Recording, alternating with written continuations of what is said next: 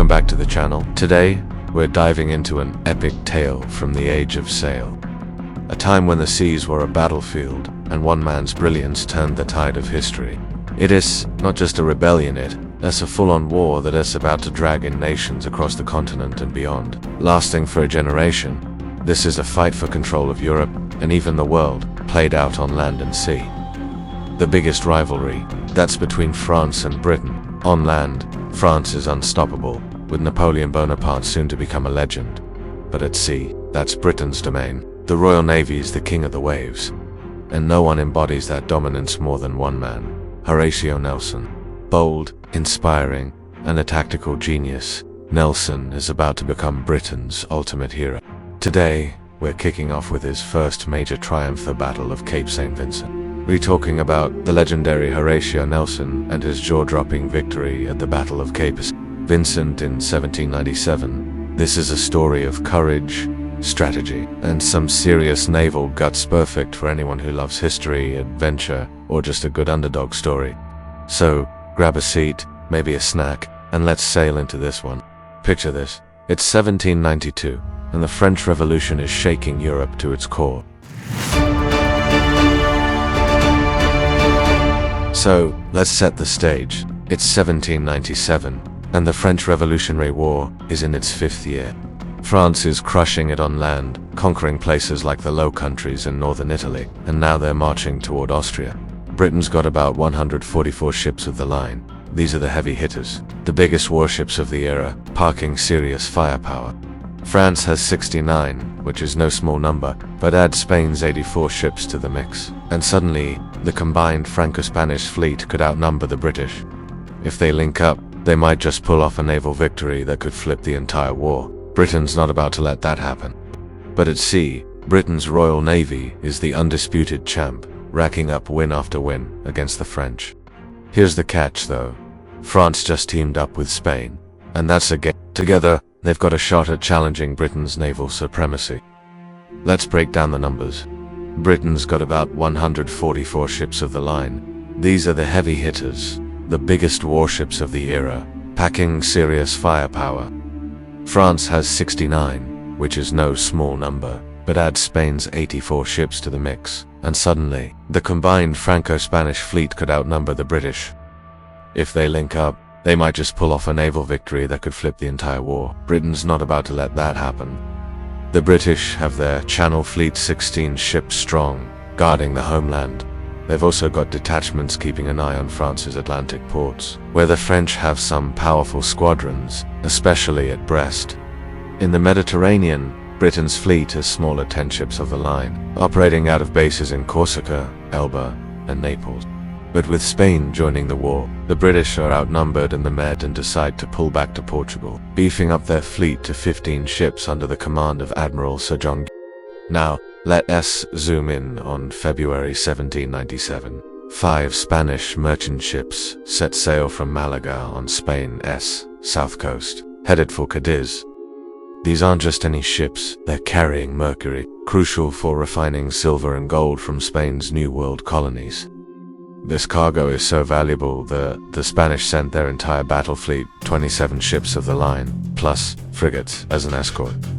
The plan: drop off the merchants at Cadiz, then head to Brest to join forces with the French. If they pull this off, Britain's facing a nightmare scenario. A massive combined fleet that could dominate the seas. Here's where things get spicy. A strong Levant wind pushes the Spanish fleet through the Straits of Gibraltar, but it blows them too far into the Atlantic. As they struggle to get back to Cadiz, a thick fog rolls in, making everything a mess. Nelson can hear Spanish voices through the mist, but Minot stays undetected and slips away. 2 days later, Nelson reaches Jarvis's fleet and reports what he's seen. Jarvis knows the enemy is close, but he's still in the dark about their strength. He orders his fleet to prep for battle and set sail to intercept. Meanwhile, a British frigate, HMS Minerve, is sailing back from a diplomatic mission in Italy. On board, none other than Commodore Horatio Nelson, the rising star of the Royal Navy. He's headed to rejoin Jarvis's fleet off Cape St. Vincent. The night of February 11th is wild. HMS Minerve is creeping through the fog when boom, they suddenly right in the middle of the Spanish fleet. Nelson can hear Spanish voices through the mist, but my nerve stays undetected and slips away. 2 days later, Nelson reaches Jarvis's fleet and reports what he's seen. He ran away to join the Navy at 13, and has fought the French and Spanish plenty of times. This is his first time leading a major fleet into battle. But he's got some stellar captains under him, like Collingwood, Trubridge, Saumarez, and, of course, Nelson. Jarvis's flagship is HMS Victory, a 100-gun beast, old but powerful. Gervis knows the enemy is close, but he's still in the dark about their strength. He orders his fleet to prep for battle and sets sail to intercept. Let's meet the key players. Admiral Sir John Gervis, commander of the Mediterranean Fleet, is 62 years old, with 40 years of naval experience. He ran away to join the Navy at 13, and has fought the French and Spanish plenty of times. This is his first time leading a major fleet into battle, but he's got some stellar captains under him, like Collingwood, Trubridge, Saumarez, and, of course, Nelson. Jarvis's flagship is HMS Victory, a 100-gun beast, old but powerful. On the Spanish side, we've got Admiral de Lochewu, also a veteran who went to sea at 13. He's got a long career, including scientific voyages to the New World. The French lost a ton of officers during the Revolution, and the Spanish are short on cash and training. Cordova's crews aren't even at full strength, and many of his sailors are green. Both fleets have smaller ships, like frigates, for scouting and messages, but they don't usually fight in the big fleet actions. But he's only in charge because of seniority, not skill. His flagship, De Santissima Trinidad Monster, with 130 guns, the most heavily armed warship in the world. Cordova's got 27 ships of the line, including 7 first-rates with 100 guns or more. Gervis, he's got just 15 ships, only 2 of which are on paper. The Spanish have a huge firepower advantage, but numbers aren't everything. British crews are seasoned and well. The French lost a ton of officers during the Revolution, and the Spanish are short on cash and training. Cordova's crews aren't even at full strength, and many of his sailors are green. Both fleets have smaller ships, like frigates, for scouting and messages, but they don't usually fight in the big fleet actions. At dawn, the British are sailing south in 2 columns, hearing Spanish signal guns through the fog. They know the enemy's close. The Spanish, meanwhile, are a mess, scattered into 2 groups after struggling to reach Cadiz. A smaller group of 5 ships, led by Admiral Moreno, is to the east, while Cordova's main force is to the west, both heading. The British are about to sail right between them. As the fog lifts, gets a shock. Lookouts report spotting 8 Spanish ships, then 20, then 27. He's massively outnumbered, but Jarvis isn't phased. He snaps, "Enough, sir. The die is cast, and if there are 50 sail, I will go through them." That's the kind of grit we're dealing with here. The Spanish spot the British too. Cordova's larger group turns north to slip past, while the smaller group swings northwest to link up with the main fleet. Jarvis sees his chance. If he can cut between the 2 Spanish groups, he can fight half the enemy at a time, evening the odds. He orders his ships to form a single line of battle to split the Spanish formations. Hum's Culloden leads the way, and the maneuver is slick, fast, and precise. Cordova, on the other hand, is struggling. His ships can't form a proper line of battle after their turn, sailing in a messy cluster that blocks their own firing lines. HMS Colossus takes a beating, her sails shredded, veering out of control. Her neighbors Orion and Irresistible lay down covering fire, hammering the Spanish with brutal broadsides. The Spanish abandon their attack and turn away. At 11:30 a.m., the battle kicks off as the British vanguard opens fire. By 12:08, Gervis orders his ships to turn 180 degrees in succession to keep chasing Cordova's main force. But the smaller Spanish group is closing in, threatening to break the British line at its turning point. If they succeed, they'll split Jarvis's fleet, leaving it vulnerable. The British captains hold tight, keeping their formation so solid the Spanish can't find a gap.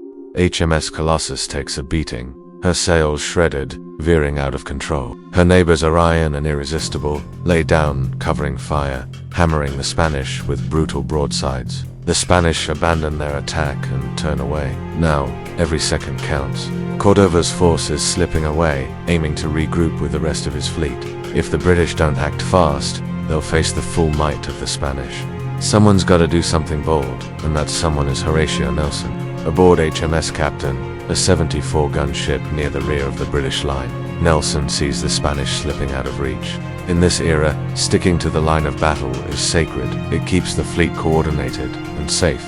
But Nelson's not one for playing it safe. Just after 1 p.m., he makes a gutsy call, ignoring Jarvis's orders. He orders HMS Captain to break formation and charge straight at the main Spanish force alone, taking on half a dozen ships, including the massive For 45 minutes, HMS Captain sails into a storm of Spanish fire. Their shots aren't fast or accurate, but they're relentless, tearing through her rigging and yards. It looks like Nelson's gamble might backfire, but help is coming. Jervis aboard Victory sees Nelson's move and signals other ships to back him up. HMS Excellence, under Captain Collingwood, is the first to respond, with HMS Collodine also closing in on the Spanish rear. The tide turns. Several Spanish ships are getting pounded. Salvador del Mundo is basically out of commission, and San Isidro is battered. As HMS Excellent moves up to support Nelson, she unleashes devastating broadsides at close range. Both Spanish ships strike their colors.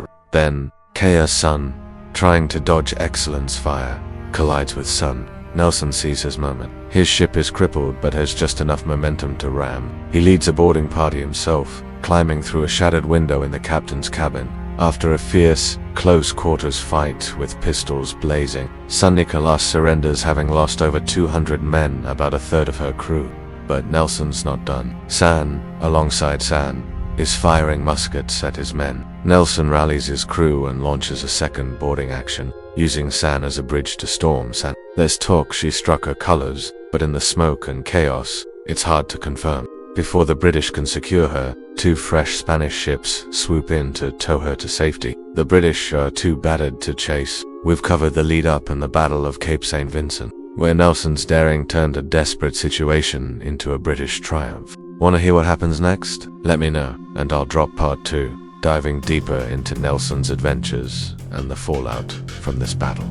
Stay tuned, and I'll catch you in the next one. The stunned Spanish crew surrenders too. This insane maneuver, capturing one ship and using it to take another, becomes known as Nelson's patent bridge for boarding first rate. The guy's literally collecting swords from surrendering Spanish officers faster than his coxswain can carry them. Meanwhile, the Trinidad is taking a beating from 3 British ships, with over 300 casualties. As Cordova's remaining fleet limps toward Cadiz, Gerva signals his ships to regroup and secure their 4 captured Spanish prizes. The British sailors erupt in cheers, a stunning victory against all odds. So, Cape St. Vincent was a massive win for the British. They captured 4 Spanish ships of the line, including 2 first-rates. Those are the big dogs, with 100 guns or more. The Spanish lost around 800 sailors killed or wounded, and 3,000 were taken prisoner. The British, just 73 dead and 227 wounded. That's a serious flex for a fleet that was heavily outnumbered. Nelson's bold move, breaking formation to take on half a dozen Spanish ships, including the monster Trinidad, was the talk of the town. He even boarded 2 ships in one go, earning the nickname Nelson's patent bridge for boarding first-rates. The man was a legend in the making. Now, you'd think ignoring Admiral Jarvis's orders would land Nelson in hot water, but his brilliance on the battlefield was too good to punish. Instead, he got knighted, becoming a knight companion of the Order of the Bath.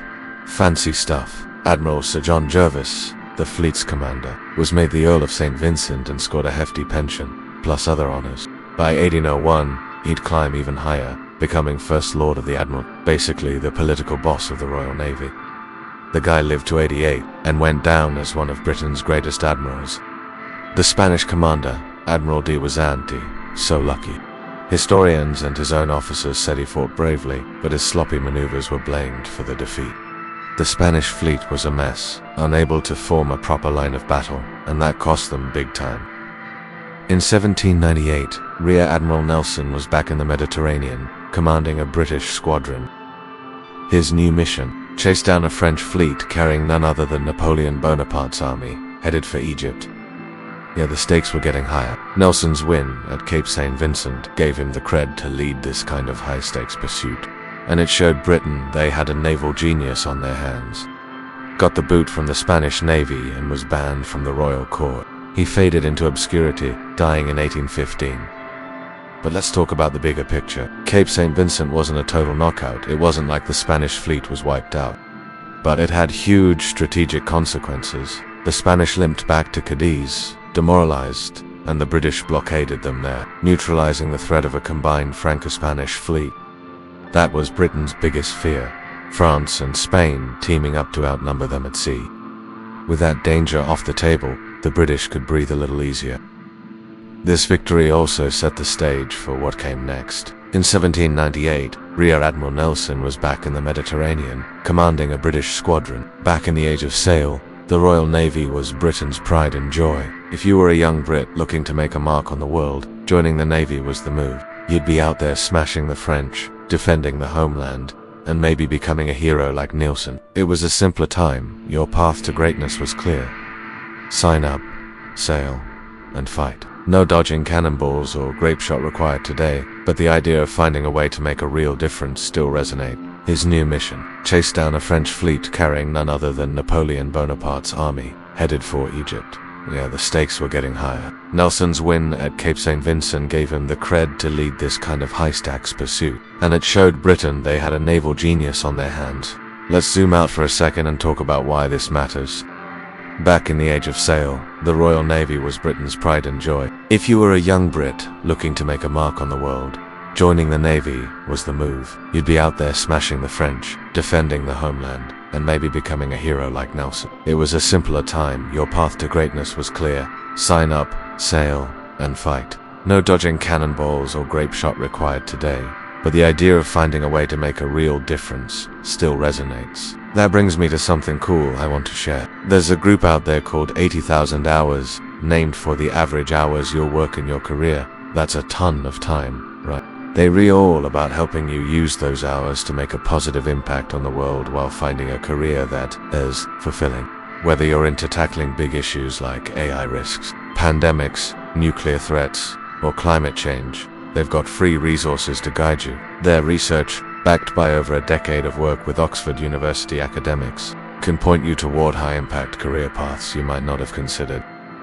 You can start by grabbing their free in-depth career guide at their website. Just check the link in the video description. It's packed with ideas for impactful careers, tips on building a plan, and ways to put it into action.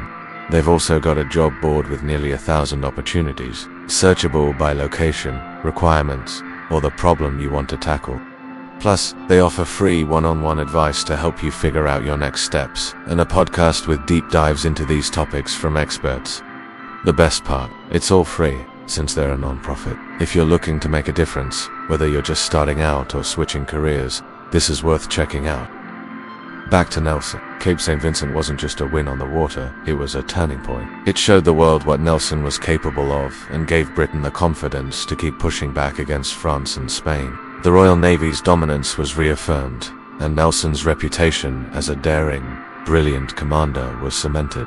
But this was just the beginning. His next adventures would take him to even bigger battles, like the Nile and Trafalgar, where he'd face Napoleon's forces head-on. Let's talk about what made Nelson so special. It wasn't just his guts, though. He had plenty of those. It was his ability to read the battlefield and act fast.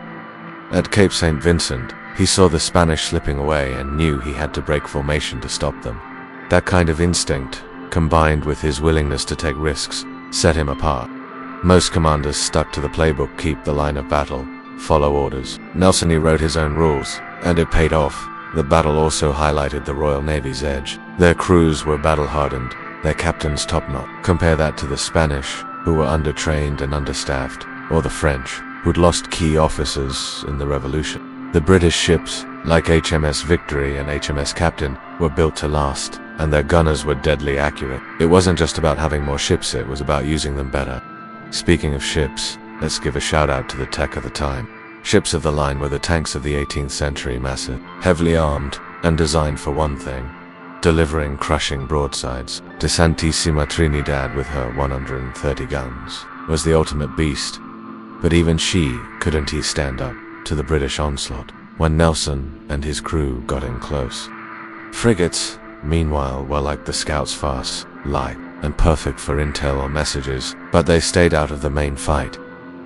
Cape St. Vincent also showed how naval warfare was evolving. It wasn't just about lining up and blasting away. Tactics like Nelson's sporting actions or Gervas's decision to split the Spanish fleet were.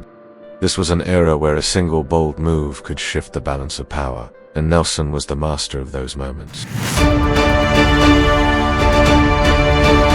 So, Cape St. Vincent was the British snagged for Spanish ships, crippled the enemy's morale, and shut down the threat of a combined Franco-Spanish fleet.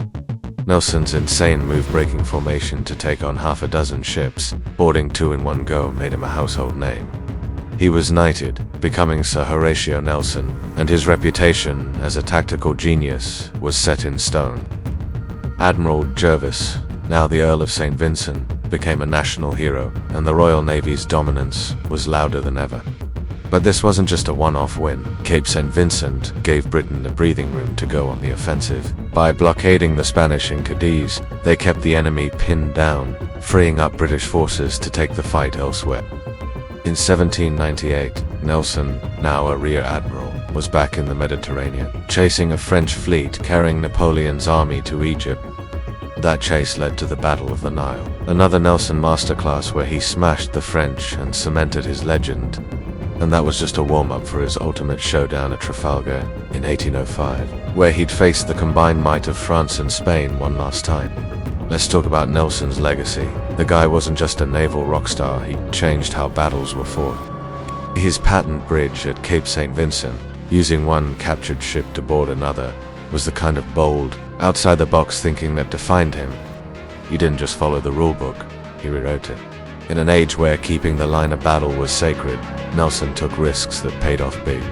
His ability to read the chaos of a fight and act fast made him untouchable. At Cape St. Vincent, he saw the Spanish slipping away and went rogue to stop them. That's the kind of instinct you can't teach. The battle also showed why the Royal Navy was such a powerhouse. Their crews were battle-hardened, their captains were top-tier, and their ships, like HMS Victory, were built to dominate. Compare that to the Spanish, who were undertrained and understaffed, or the French, who'd lost key officers in the Revolution. It wasn't just about having more guns, it was about using them smarter. Nelson's gambit, backed by Jarvis's quick support and captains like Collingwood, proved that skill and strategy could beat raw numbers any day. Let's zoom out to the bigger picture. In Nelson's time, the seas were the highways of the world. Controlling them meant controlling trade, colonies, and power. Cape St. Vincent wasn't just a British win. It was a signal to Europe that Britain ruled the waves. That dominance shaped the war, keeping France and Spain on the defensive and letting Britain project power across the globe. Nelson's victories, from Cape St. Vincent to the Nile to Back then, if you were a young Brit wanting to make a difference, the Royal Navy was the place to be. You'd sail, fight, and maybe become a hero like Nelson. Today, the world's a lot more complex, no need to dodge cannonballs to make an impact. But the idea of finding a path that's meaningful and fulfilling, that's still huge. That's where our friends at 80,000 Hours come in. They're really all about helping you use your career, those 80,000 hours. ULL spend working to tackle big problems and make the world better. Whether you're into tech, science, policy, or something else, they've got free tools to guide you. Their career guide, which you can grab via the link in the description, breaks down how to find high-impact paths, from fighting climate change to reducing AI risks or preventing pandemics. They've got a job board with tons of opportunities, plus one-on-one advice to help you figure out your next move. Their podcast dives deep with experts on these topics, and since they're a non-profit, it's all free. If you're looking to make a difference, whether you're just starting out or switching gears, check them out. It's like having a career coach for changing the world. Back to Nelson for a second. What made him timeless wasn't just his victories, it was his drive to act, to seize the moment. Cape St. Vincent was a turning point, not just for him but for Britain's place in the world. It showed what one person with guts and vision can do, even against the odds. Nelson went on to become a national icon, and his story still inspires anyone who hears it. So, what's the takeaway? Nelson's era was about courage under fire, but today, making a difference can mean finding your niche, your own way to leave a mark. Whether it's through a career, a passion project, or just showing up every day with purpose, you've got the chance to shape the world, just like Nelson did on the high seas. That's a wrap on our 3-part journey through the Battle of Cape St. Vincent and Nelson's rise to greatness. I hope you've loved diving into this epic slice of history as much as I have. If you did, give this video a thumbs up, share it with your friends, and hit that subscribe button for more stories of adventure, strategy, and heroes who changed the world. Thanks for watching, and I'll catch you in the next one.